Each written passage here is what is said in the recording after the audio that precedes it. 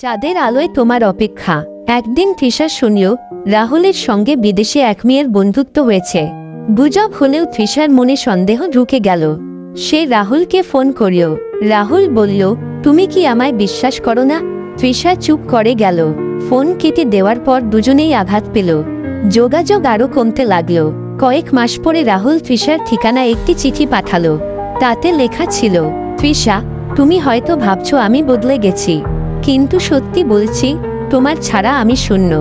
এখানে ব্যস্ততায় ডুবে থাকি, শুধু তোমার চোখের সেই হাসিটা মনে পড়ে।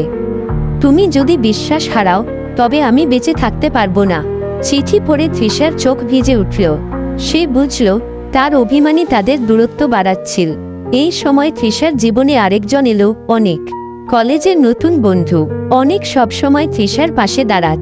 তৃষা জানত অনেক তাকে ভালোবাসে, কিন্তু তৃষার মন সবসময় চাঁদের আলোয় বাঁধা ছিল রাহুলের প্রতিশ্রুতিতে।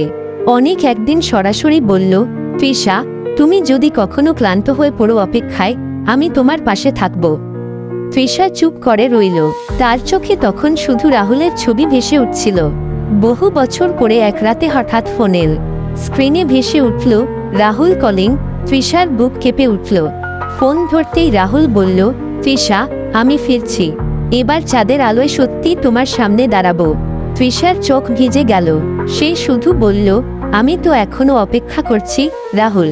অবশেষে সেই পূর্ণিমার রাত এলো। তৃষা মাঠে দাঁড়িয়ে আকাশের দিকে তাকিয়েছিল। বাতাসে যেন কাঁপন ছড়িয়ে পড়ছিল। হঠাৎ পিছন থেকে একটি কণ্ঠস্বর, তৃষা। তৃষা ঘুরে দাঁড়ালো। সামনে দাঁড়িয়ে রাহুল, ক্লান্ত, কিন্তু চোখে ভালোবাসার আলো। তৃষা কেঁদে বলল, তুমি এসেছো, আমি জানতাম তুমি আসবে। রাহুল তার হাত ধরে বলল, এবার আর কোনো অপেক্ষা নয়, এবার শুধু আমরা। চাঁদের আলোয় তারা একে অপরকে জড়িয়ে ধরল। দীর্ঘ অপেক্ষার পর ভালোবাসা ফিরে এল নতুন প্রতিশ্রুতিতে।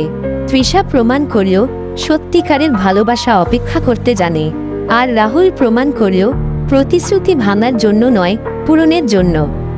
চাঁদের আলো আজীবন সাক্ষী হয়ে রইল তাদের ভালোবাসার গল্পের।